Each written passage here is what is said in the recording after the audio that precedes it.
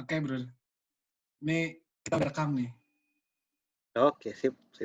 Jadi ya ini percobaan pertama lah, Bro. Oke, siap. Maksudnya Siap kita, jadi kelinci percobaan. maksudnya kita tuh bisa nggak diskusi tuh berdua gini gitu ya di depan publik, terus gue upload gitu misalkan ke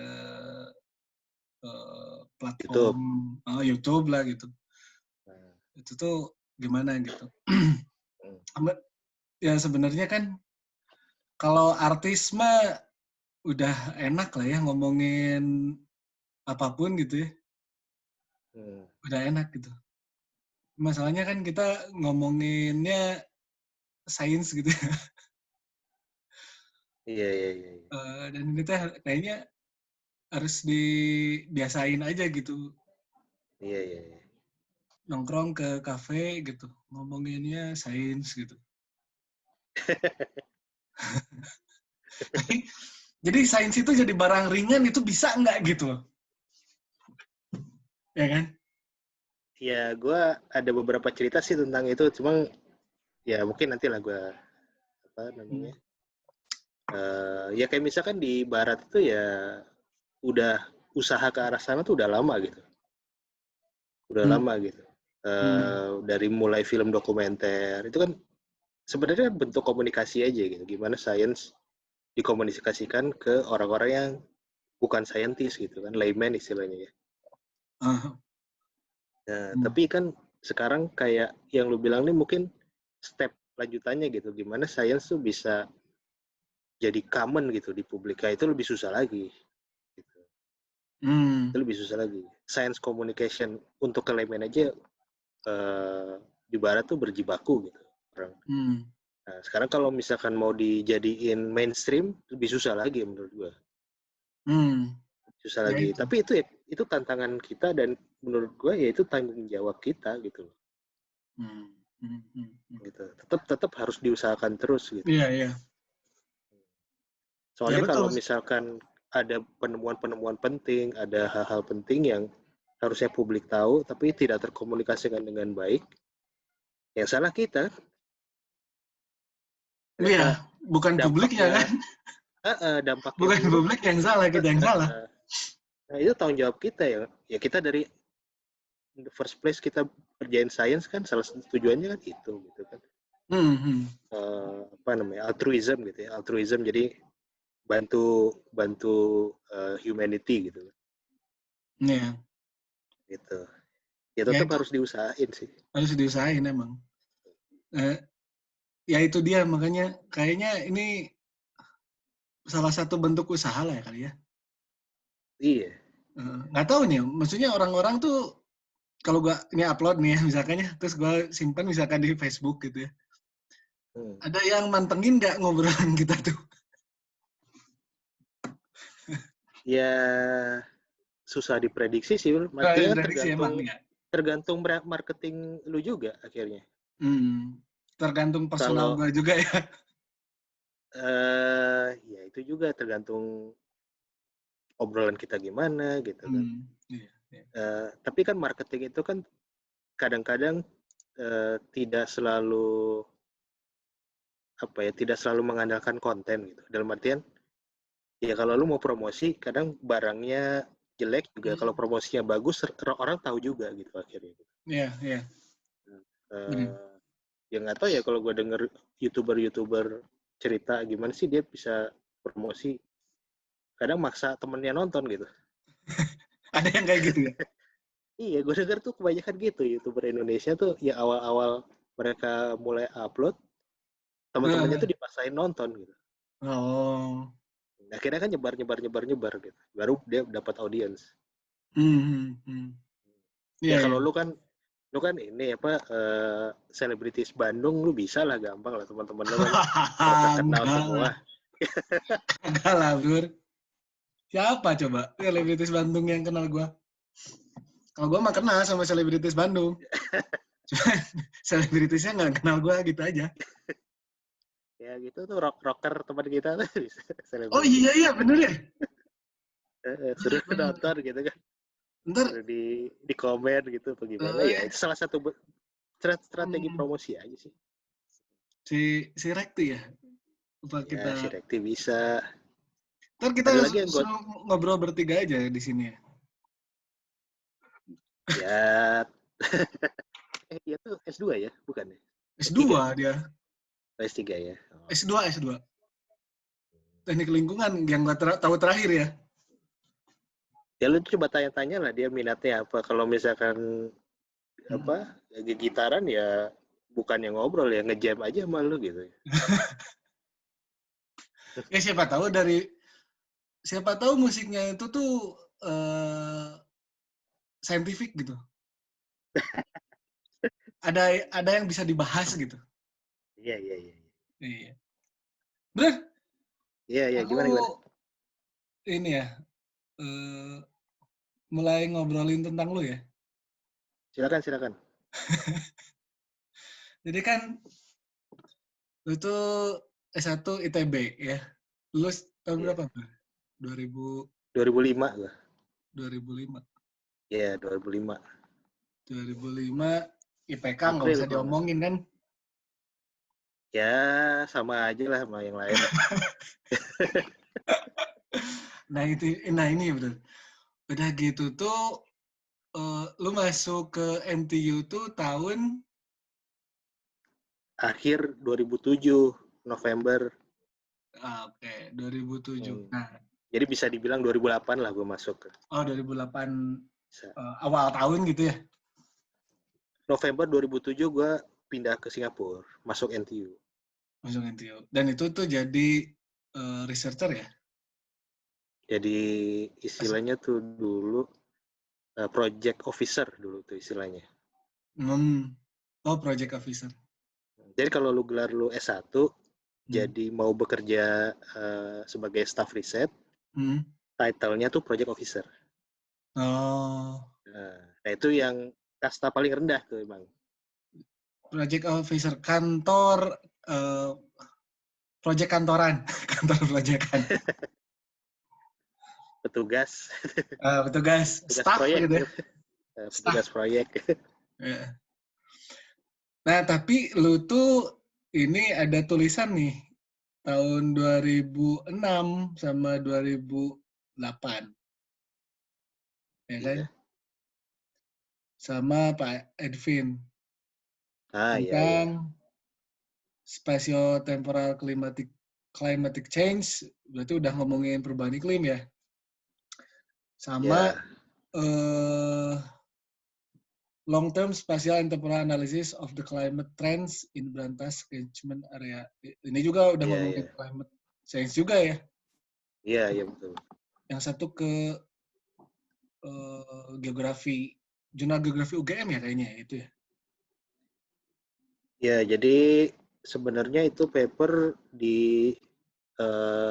disubmit per ini ya, per apa sih, per progress ya. Kalau jadi di Hmm. awal-awal tuh emang kita begitu progress baru ada, submitnya ke jurnal UGM, jurnal Hmm. geografi, karena Hmm. mungkin itu salah satu yang apa namanya eh, dianggap bagus ya waktu itu Pak Edwin bilang. Ya, ya. Dia juga bahasa Inggris gitu kan.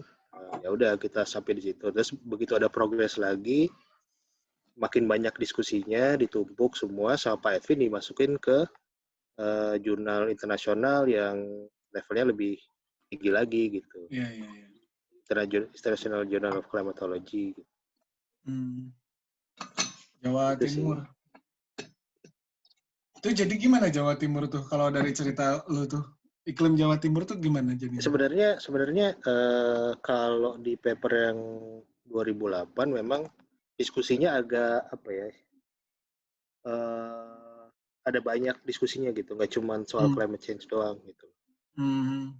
Bahkan sebenarnya yang gue kerjain itu adalah variability analysis.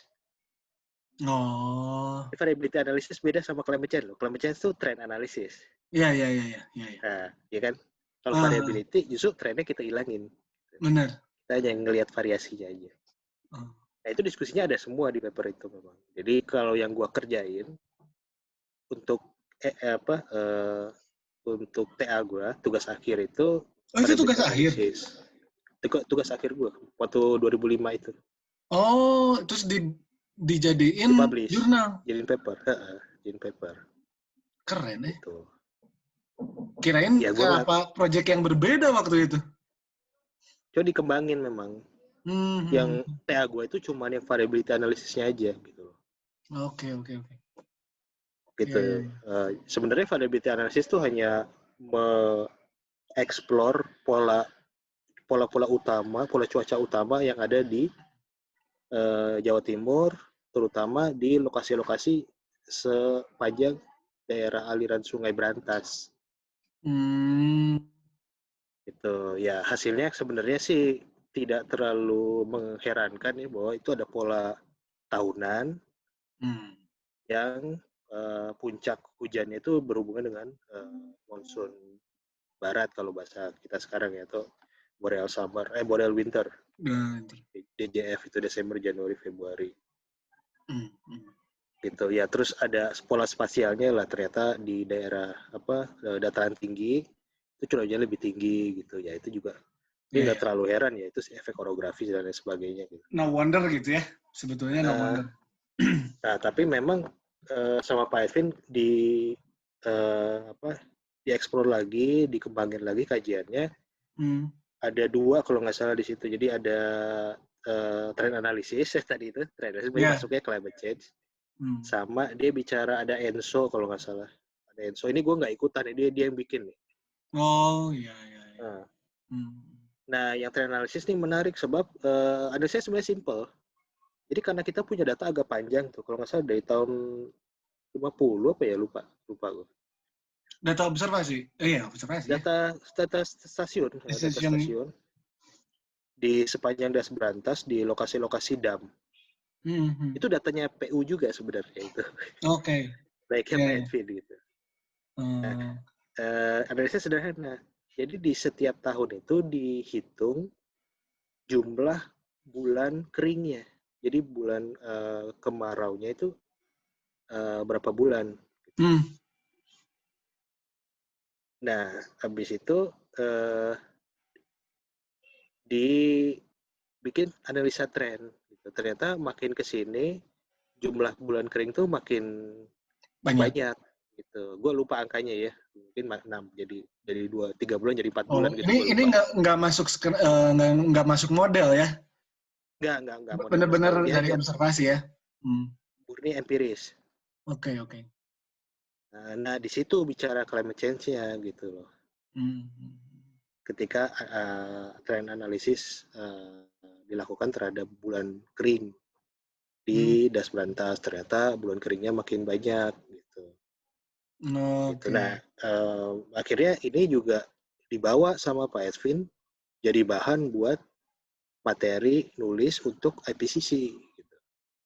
Laporan IPCC yang 2013 sampai kalau nggak salah ya. Iya. Yang AR5 apa ya? Itu berarti report. Masuk ke assessment report-nya gitu. Masuk untuk situ. Asia. Dibagi-bagi nggak sih?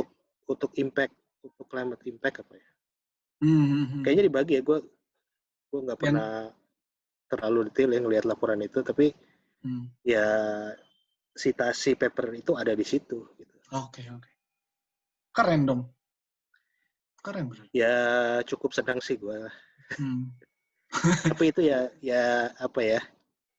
Ya itu hebatnya guru kita ya, Pak Edwin ya gitu. Iya benar. Angkat topi lah gitu ya. Betul. Iyalah. Itu mungkin suatu hari perlu wawancara di sini, bro. Oh iya, mudah-mudahan ya. Tapi aku jiper juga. Sekarang kan pejabat beliau. Jadi, mantan pejabat atau ya pejabat lah. Jadi ya gitulah, itu yang kerjaan sama Pak Edwin ya memang ya dia bisa dibilang awal-awal apa ya karir gue lah gitu ya. Sebagai peneliti murni analisa empiris gitu ya, syukur-syukur bisa jadi 2 paper walaupun gue hanya penulis kedua ya. Tapi memang semuanya Pak Edwin yang kontrol waktu itu. Ide dari dia, semua dari dia. Ya beliau ini juga sebetulnya ya hebatnya Kalau gue irinya nih ya, lu dibimbing sama beliau ini produknya dua eh, jurnal yang internasional lah gitu ya. Kalau aku kan jurnalnya dulu nasional, bro. Itu yang geografi UGM sebenarnya nasional, Bro. Oh tapi berbahasa Inggris gitu ya? Tapi bahasa Inggris gitu. Iya iya iya. Nah, Tapi ya artinya udah internasional. ya bisa dibaca internasional lah gitu. Bisa. Iya, iya.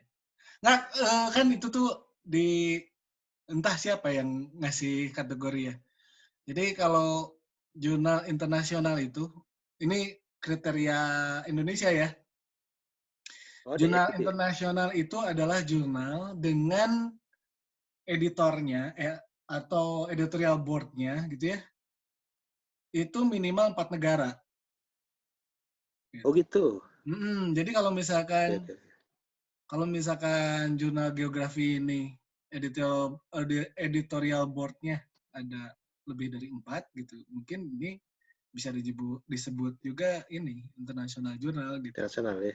Hmm. Nggak tahu juga ya sekarang gimana nasibnya jurnal itu. Tapi ya, ya Setahu gue sih, waktu oh itu ya, sih. jurnal ini penuh kayaknya, ngantri gitu Iya, kayaknya. gue nggak pernah ngeliat lagi sih Hmm. artikel dari jurnal itu gitu. Jadi ya nggak tahu nih. Mesti tanya teman-teman di UGM sih gimana. Hmm. Ya, ya, ya. Nah, udah gitu, eh, lu, lu langsung ke Singapura ketemu Profesor Koh. Ya, Iya, iya, iya, iya. itu di sini gue lihat setelah 2008 itu ada 2010, bro. Iya, 5 tahun di sana lu ada jurnal lagi. Terus tahun juga iya. 2011. Ya, walaupun, nah Jamil in preparation. Oh ya. Itu ya, itu sebenarnya gini, itu sama jurnalnya. Hmm. Ya, ya, Itu ya. sama. Yang satu itu masuknya discussion. Jadi discussion itu sebenarnya apa Oh, istilahnya? Kayak forumnya si jurnal itu, tapi eh, bisa disitasi. oke. Jadi jadi jurnalnya sebenarnya sama, Atmospheric Chemistry and Physics ACP.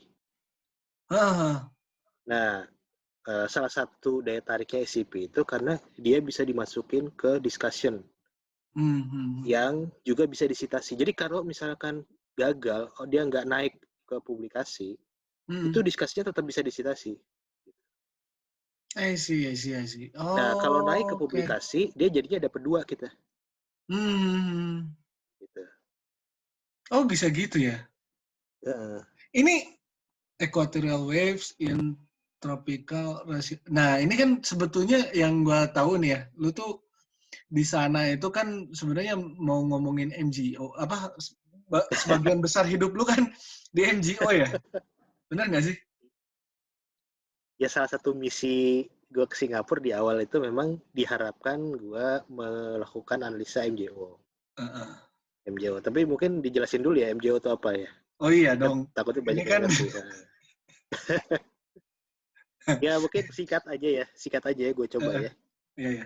Ya MJO singkatannya Madden Julian Oscillation. Mm-mm. Jadi osilasi sebenarnya pola cuaca dalam periode 1 bulan sampai 2 bulan. Mm-mm. Gitu. 1 sampai 2 bulan itu ya penjelasan MJO sebenarnya bisa dari berapa sudut ya, Iya. dari sifatnya atau dari mekanisme fisiknya gitu. Yang gue jelasin ini sifatnya, jadi dia berosilasi 1 sampai 2 bulan. Nah bentuk fisiknya seperti apa mungkin agak rumit kalau dijelasin.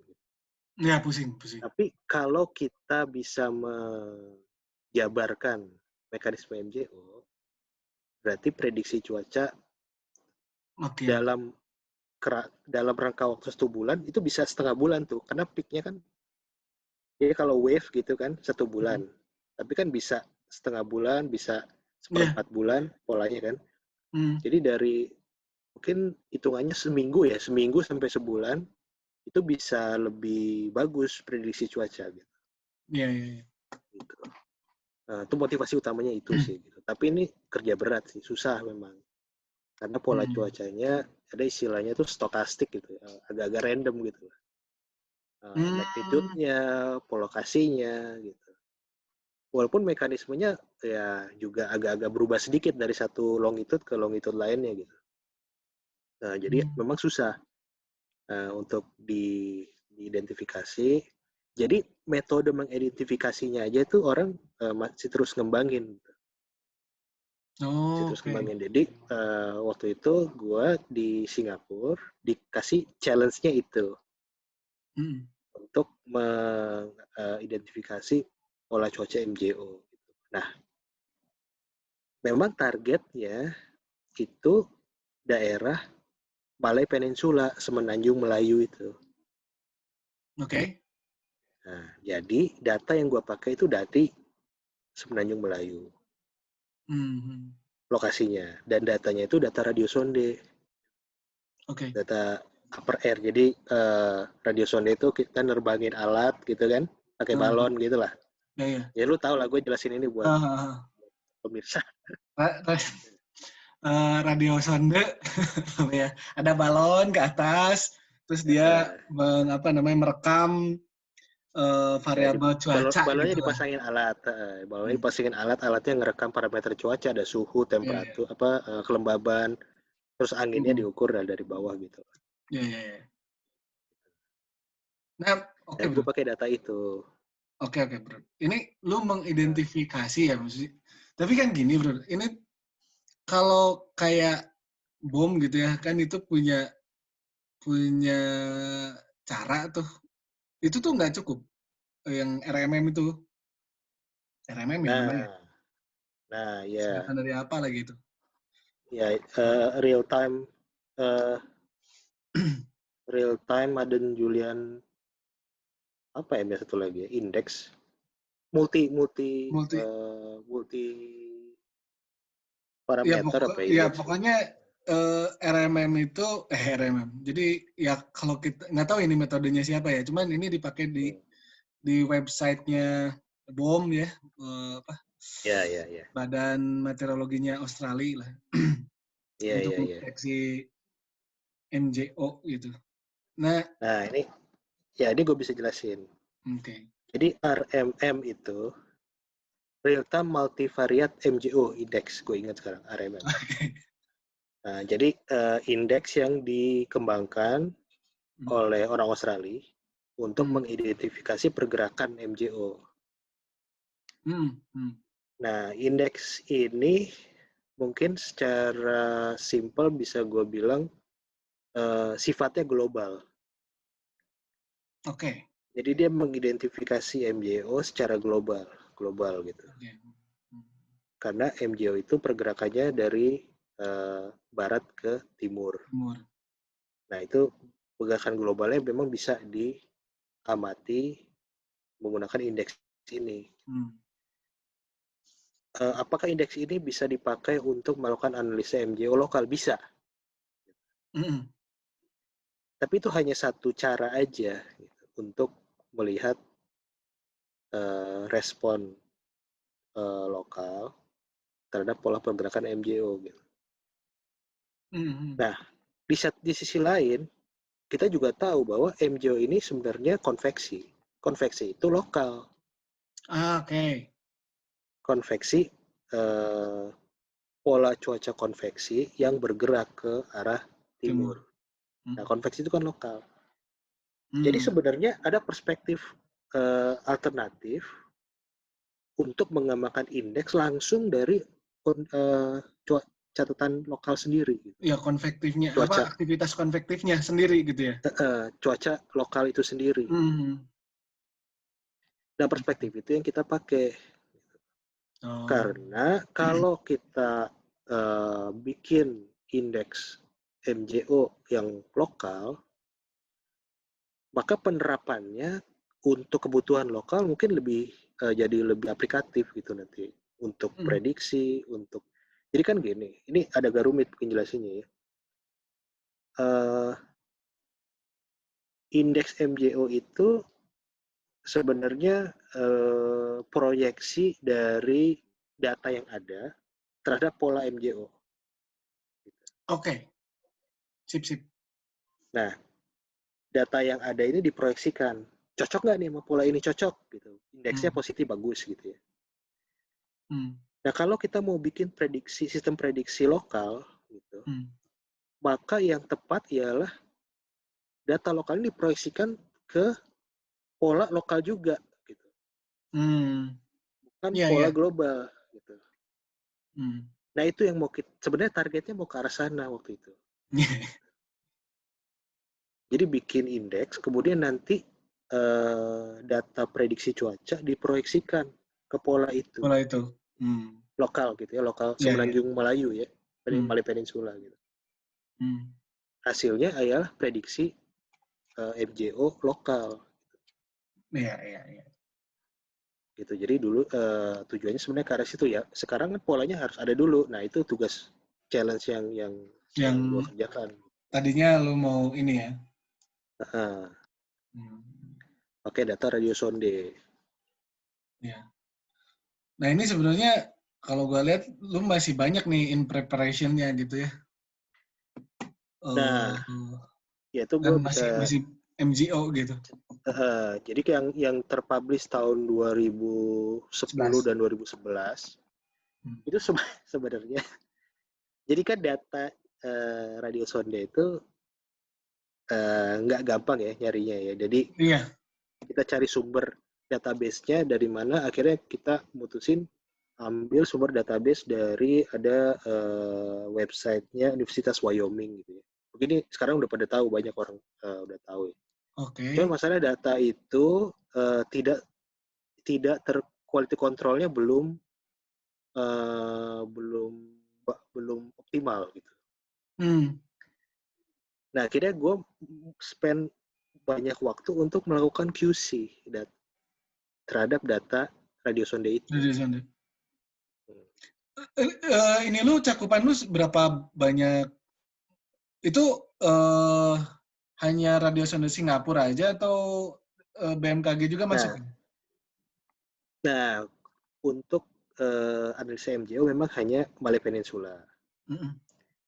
Tapi ketika gue melakukan QC, yang terjadi adalah gue spend banyak waktu untuk bikin cara QC.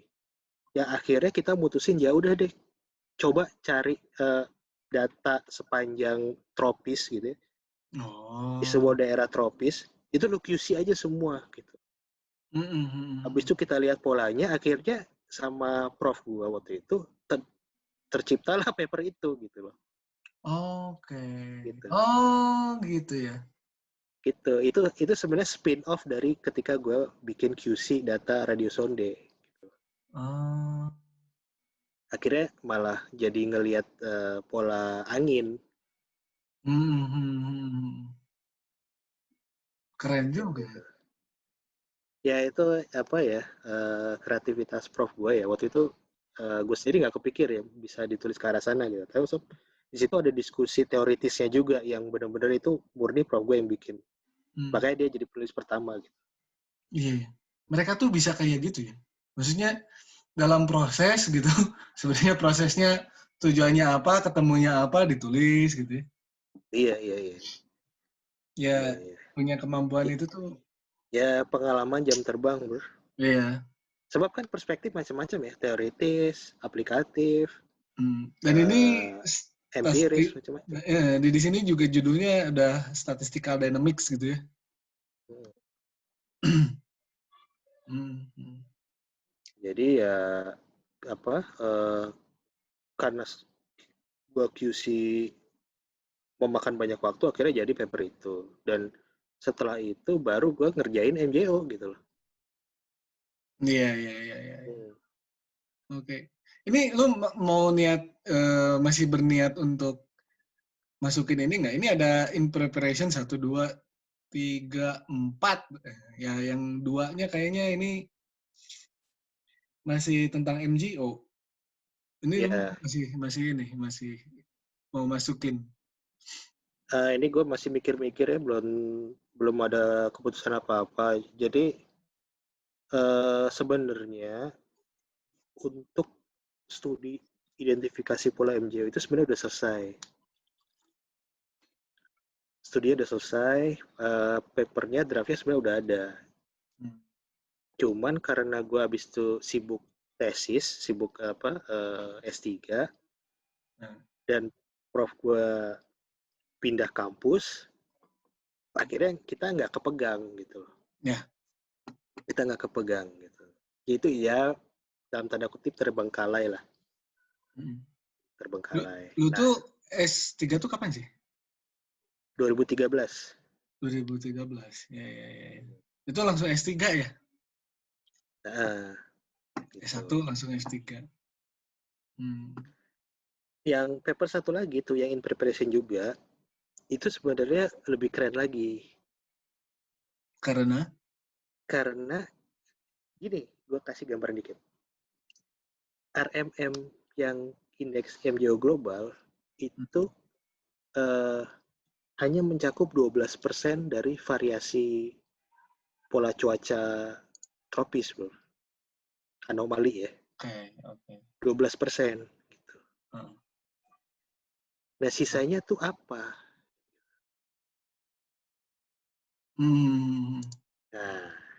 Nah, Disitulah. indeks yang gue bikin untuk Malaya Peninsula lokal itu kalau nggak salah Aku 40% ya, share gue lupa. list publikasi situ ya. Boleh.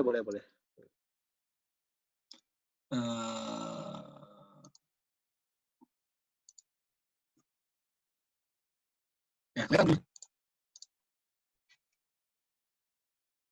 kelihatan. Iya, itu kan ada dua tuh yang Jamil ya Eskoh itu ya. Bisa dilihat ada yang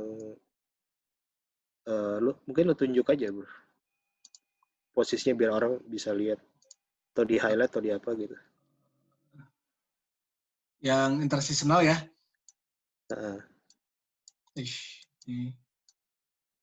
Nah, aduh, susah juga ya. Iya. Ini lah ya. Kan ada dua nih ya, kan bisa dilihatnya ada dua ya. Nah, yang di bawah ini kan yang identifikasi MJO. Nah, yang di atas ini comprehensive understanding gitu. Gue pakai kata-kata itu. Jadi, gue mengidentifikasi pola lain di luar MJO. Tapi dia berbarengan dengan MJO. Belum tahu. Belum tahu. jadi itu gini, karena persentase MJO itu sebenarnya ya itu tadi, bahkan kurang dari 50% gitu. Jadi kan masih ada banyak pola sebenarnya yang belum teridentifikasi. Walaupun memang pola-pola ini makin random gitu, makin susah identifikasinya. Nah, waktu itu setelah kerjaan MJO itu selesai, si prof gue kasih challenge lain bahwa ini sisanya apa ya gitu. I see. Nah, itu gue kerjain tuh tahun 2013. Pas sebelum gue masuk program doktor. Gitu. Doktor. Jadi sebenarnya itu udah setengah jalan tuh kerjaan. Bahkan kerjaan itu gue pakai buat istilahnya tes ini, Bu, qualifying exam tahun pertama program doktor. Ini tuh. Jadi QE gue tuh ada 2 project. Nanti gue ceritain satu lagi lah ya.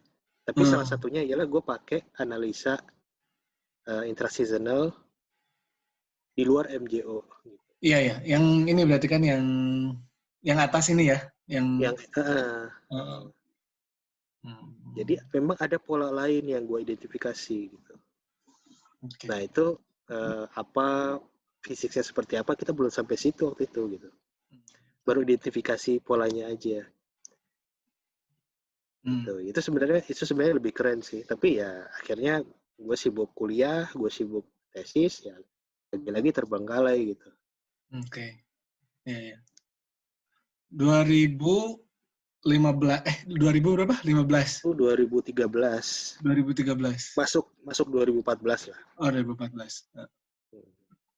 2014. Nah, selama itu berarti sebelumnya lo adalah project officer gitu ya? Iya. Staff project. Nah, terus masuk jadi apa namanya, ada kuliah nggak Jadi student. dokternya? Gimana? Dokternya pas jadi dokter itu ada kuliah nggak? Ada banyak. Makanya nggak kepegang itu kerjaannya. Oh Buset gitu. ya. Iya, Heeh. iya. Ngabisin berapa SKS sih di NTU? Berapa Lupa ya? ya. Lupa. Hmm. 21 ya. Tapi dia menyita lumayan lah ya kuliahnya itu. Oh, sangat, sangat, sangat, sangat. Hmm. Dan banyak bidangnya itu sebenarnya nggak nyambung dengan iklim ya. Kayak gue tuh belajar volcano gitu. Gue belajar Hmm. seismik juga. Gitu. Gue belajar geochemistry. Gitu. Dan itu level, maksudnya tuh ketika lu kuliah itu, kuliah yang dianggap mahasiswanya tuh tahu vulkanik gitu, volcano Nggak gitu. juga, nggak juga, nggak juga. Oh, masih generik juga gitu ya? Iya. Hmm. Tapi graduate program ya, Ya, ya, bukan ya. undergrad. Hmm. Oke, oke. Nah, udah gue langsung masuk ke cerita lu S3 aja kali ya. Boleh, boleh.